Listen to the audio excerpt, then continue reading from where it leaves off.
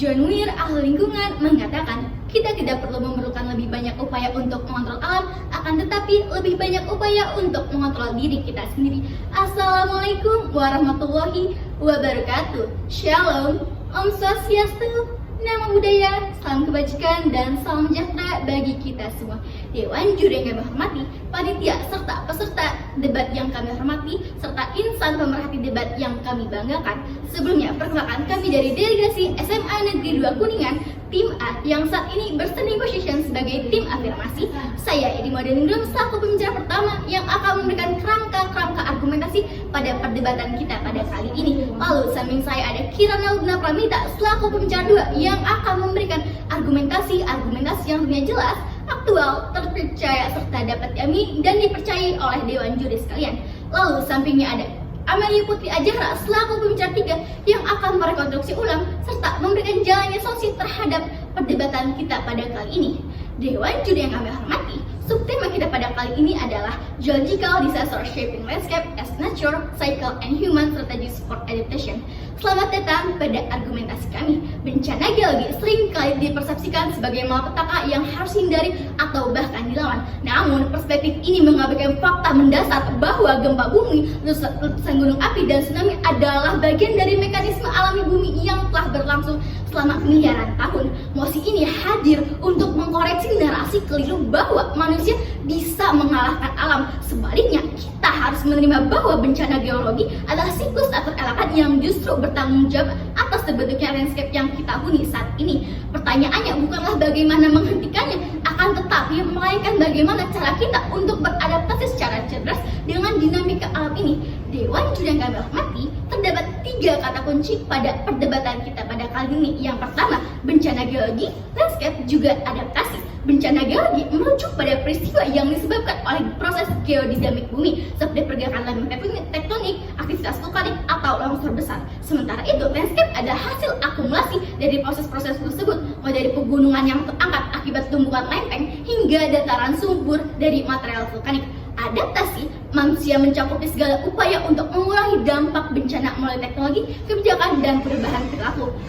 Bumi tidak pernah statis. Sejak terbentuk 4,5 miliar tahun lalu, planet ini terus berubah melalui bencana geologi berskala besar. Contoh nyatanya adalah pecahnya superbenua Pangea 200 juta tahun lalu yang menciptakan benua-benua seperti yang kita kenal sekarang. Juga lempeng Indo-Australia yang menabrak Eurasia dengan kecepatan 5 cm per tahunnya terus mendorong tumbuhnya pegunungan Himalaya sekaligus memicu gempa-gempa besar di Nepal dan sekitarnya. Letusan gunung api juga memainkan peran krusial.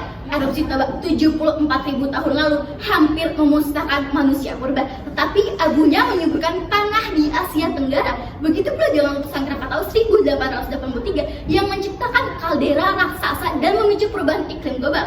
Namun di sisi lain membentuk pulau baru, anak Krakatau, yang menjadi laboratorium alami bagi ilmuwan. Tsunami, meskipun menunjukkan tsunami adalah mekanisme alam dalam menyeimbangkan energi tektonik. Tsunami Aceh pada tahun 2004 adalah hasil pelepasan tekanan di zona subduksi Sunda. Peristiwa ini muncul akibat revolusi sistem peringatan dini global membuktikan bahwa manusia bisa belajar dari bencana. Sayangnya, masih banyak negara bersikap reaktif alih-alih proaktif. Haiti yang terletak di zona gempa aktif mengalami kehancuran massal karena kurangnya infrastruktur tahan gempa dan penegakan hukum tata ruang. Sebaliknya, negara Jepang yang dilanda gempa besar setiap dekade telah berinvestasi dalam bangunan tahan gempa, sistem peringatan dini, tsunami, dan edukasi publik yang masif. Aslinya gempa berkekuatan 9.0 magnitude pada tahun 2011 hanya menewaskan 20.000 orang dibandingkan 300 korban di Haiti pada tahun 2010 yang kekuatannya lebih kecil. Di Indonesia, meskipun Undang-Undang Nomor 24 pada tahun 2007 tentang penanggulangan bencana sudah mengamanatkan mitigasi berbasis sains, implementasinya masih lemah. Contoh nyata adalah pembangunan pemukiman di lereng gunung api aktif atau zona rawan tsunami. Padahal alam tidak bisa dinegosiasikan, manusialah yang harus menyesuaikan diri. Ada beberapa poin sehingga mengapa kami menyetujui mosi perdebatan pada kali ini. Yang pertama, bencana geologi adalah siklus alam yang tidak bisa dihindari. Pergerakan lempeng tektonik, contohnya adalah motor penggerak bumi yang mustahil dihentikan. Menurut data United States Geological Survey menunjukkan bahwa lempeng bergerak 2-10 cm per tahun dan energi yang terakumulasi harus dilepaskan melalui gempa kecil yang sering atau gempa besar yang sporadis. Upaya melawan proses ini hanya akan sia-sia dan berbiaya mahal. Sebaliknya, kita harus menerima kenyataan dan mengalihkan sumber daya untuk memitigasi dampaknya.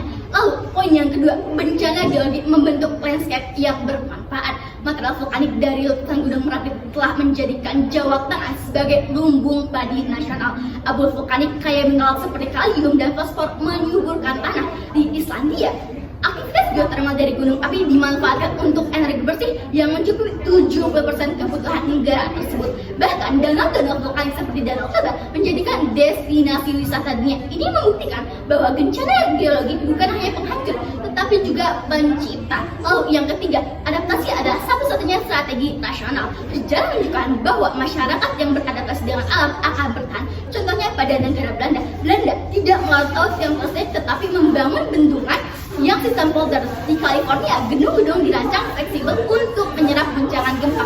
Indonesia seharusnya belajar dari negara-negara tersebut dengan memperkuat zonasi berbasis resiko geologi, meningkatkan riset prediktif seperti pemantauan deformasi gunung api via Global Positioning System (GPS), dan juga melibatkan masyarakat lokal dalam mitigasi.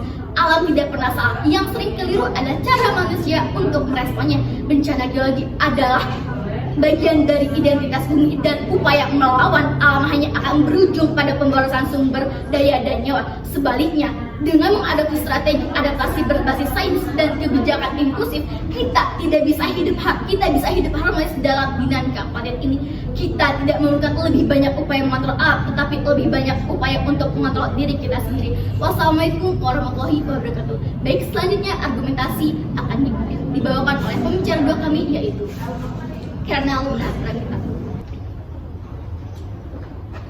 Profesor Syamsul Ma'arif, mantan Kepala BNPB, pernah mengatakan bahwasannya pendidikan kebencanaan adalah kunci. Tanpa literasi, teknologi secanggih apapun tidak dapat menyelamatkan. Assalamualaikum warahmatullahi wabarakatuh. Shalom, Om Swastiastu, Namo Buddhaya, salam kebajikan dan salam sejahtera bagi kita semua. Dewan juri yang arif dan bijaksana, perkenalkan kembali saya Kirana Luna Pranita, pembicara kedua yang akan melanjutkan runtutan argumentasi yang tentunya empiris, aktual, dan dapat dipertanggungjawabkan. Mengapa kami sangat menyetujui subtema mosi perdebatan pada kesempatan kali ini? Jika kita menarik satu sejarah geologi sejak zaman purba, bumi telah mengalami perubahan geologis yang luar biasa. Sekitar 335 juta tahun, daratan di muka bumi menyatu dalam satu super benua, yaitu benua Pangea. Namun kemudian lempeng-lempeng tektonik bergerak memecahnya sehingga membentuk lanskap dunia seperti sekarang. Contohnya di negara kita sendiri, Indonesia merupakan salah satu contoh dari pergeseran benturan tiga lempeng aktif, yaitu lempeng Eurasia, Indo-Pasifik, Indo-Australia, dan lempeng Pasifik. Namun persoalannya bukan hanya soal sejarah geologis, yang lebih penting adalah bagaimana kita selaku generasi muda menyikapi warisan geologis yang ada. Perlu kita semua ketahui bahwasannya Indonesia terletak pada cincin api Pasifik yang merupakan salah satu wilayah dengan kerentanan geologi tertinggi di dunia, dengan lebih dari 127 gunung api aktif, 295 sesar aktif, dan garis pantai yang melintang panjang. Indonesia memerlukan tingkat urgensi yang serius untuk pada sistem adaptasi dan mitigasi bencana yang menyeluruh. Jika kita perhatikan transisi dari masa lalu hingga masa kini, dampak bencana geologi sangatlah kompleks, layaknya pedang bermata dua yang akan memberikan keuntungan sekaligus ancaman jika kita tidak menaruh cukup perhatian dalam hal ini. Seperti dampak sosial di tsunami Aceh tahun 2004 telah menewaskan lebih dari 220.000 jiwa. Pada dampak ekonomi yang dirasa di gempa Palu 2018 pun menimbulkan kerugian lebih dari 18 triliun rupiah, dan ekologis yang terjadi adanya pergeseran tanah, intrusi air laut, dan perubahan lanskap pertanian yang sangat mempengaruhi jalan kehidupan. Namun geodinamika ini juga membawa potensi yang positif pula, seperti letusan gunung api memberi kesuburan luar biasa pada wilayah-wilayah di Indonesia, dan ini merupakan hasil akumulasi ribuan tahun lamanya dari abu vulkanik. Selanjutnya, sumber daya seperti emas, perak, nikel, hingga panas bumi terbentuk akibat aktivitas geotermal di bawah kerak bumi kita. Maka jika kita beranjak kepada landasan hukum maupun hukum yang berlaku di Indonesia tidak kekurangan regulasi dalam konteks ini, namun Indonesia kekurangan implementasi yang nyata. Seperti saya memberikan satu contoh pada Undang-Undang Nomor 26 Tahun 2007 tentang penataan ruang mewajibkan pemanfaatan ruang yang mempertimbangkan resiko bencana. Namun hal ini berkontradiksi dengan penelitian dari Pusat Riset Kebencanaan Geologi.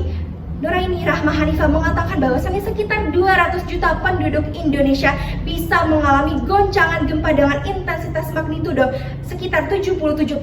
Ada sekitar 4 juta jiwa yang tinggal di atas patahan atau sesar. Hal kontradiksi ini menyatakan bahwasannya pengimplementasian dari regulasi belumlah optimal, dan jika kita beranjak kepada ranah internasional, studi komparatif menyatakan bahwasannya di negara Jepang memiliki sistem peringatan dini gempa berbasis kecerdasan buatan dan data real time dari ribuan sensor seismik yang terbukti dapat menekan korban jiwa dan kerusakan secara signifikan pada gempa Noto tahun 2024 yang lalu. Selain itu, di Chili menggunakan jaringan satelit dan data terbuka agar publik bisa mengakses informasi geologi secara langsung.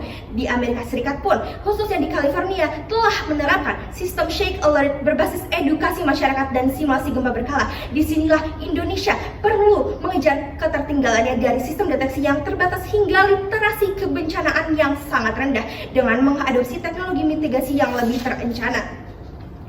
Dan jika perlu kita ketahui bahwasannya bumi tidak pernah statis serta terdapat pola berulang, tugas kita selaku generasi muda adalah bisa menyesuaikan dan beradaptasi dengan perubahan yang selalu terjadi seperti pada perubahan struktural, kultural, hingga intelektual. Sejalan dengan perkataan Profesor Wisnu Pramudio, seorang geolog ITB, yang menyatakan bahwasannya mitigasi bukan hanya soal teknologi tapi soal budaya hidup bersama bencana. Maka dari itu, jika kita tidak menunjukkan progresivitas yang nyata, akan terjadi ancaman maupun prediksi yang akan saya sampaikan, seperti adanya ancaman fisik. Penelitian Badan Riset dan Inovasi Nasional menunjukkan bahwa megatrust di selatan Jawa bisa menimbulkan tsunami setinggi 20 meter yang melanda wilayah padat penduduk dari Banten hingga Banyuwangi. Sejalan dengan perkataan Profesor Denny Hilman BRIN yang menyebutkan bahwa zona megatrust di barat Sumatera dan selatan Jawa berpotensi gempa besar yang belum terjadi dalam 200 terakhir. Dewan Juri sekalian, dan beranjak kepada kerugian sosial dan ekonomi, World Bank memperkirakan bahwa setiap Rp1 yang tidak diinvestasikan kepada mitigasi maka bisa menimbulkan kerugian hingga 7 kali lipat. Dan yang terpenting adalah adanya kehilangan generasi. Jika sekolah roboh, rumah hancur, dan keluarga tercerai-berai, maka kita kehilangan lebih dari nyawa, kita kehilangan masa depan. Hal tersebut bukanlah fiksi ilmiah, namun bentuk peringatan. Jika tidak ada tindakan sistemik, kerugian sosial, ekonomi, dan ekologi akan menumpuk. Namun jika kita bertindak sekarang, Indonesia bisa menjadi pelopor mitigasi berbasis iklim tropis dunia. Selain itu, tanah ini akan terus bergerak, tapi manusia bisa lebih bijak. Kita bisa memilih menunggu atau bergerak. Mari kita pilih yang kedua, karena bumi mungkin tidak bisa kita ubah, tetapi sikap dan kesiapan kita lah yang menentukan masa depan. Maka dari itu, kami mendukung penuh langkah progresif terhadap keberlanjutan strategi mitigasi berbasis edukasi dan teknologi demi adaptasi yang signifikan di negara kita ini. Dikarenakan saya telah memaparkan poin-poin argumentasi yang sangat mendukung subtema Mosi Perdebatan kali ini, maka kami nyatakan bahwasanya kami sangat menyetujui subtema Mosi Perdebatan kali ini. Semoga apa yang telah saya sampaikan dapat mengubah perspektif saudara dan saudariku sekalian. Mungkin cukup sekian argumentasi yang dapat saya sampaikan dan akan dilanjutkan oleh teman sepemikiran saya, yaitu pembicara ketiga, Amelia Putri Azahra.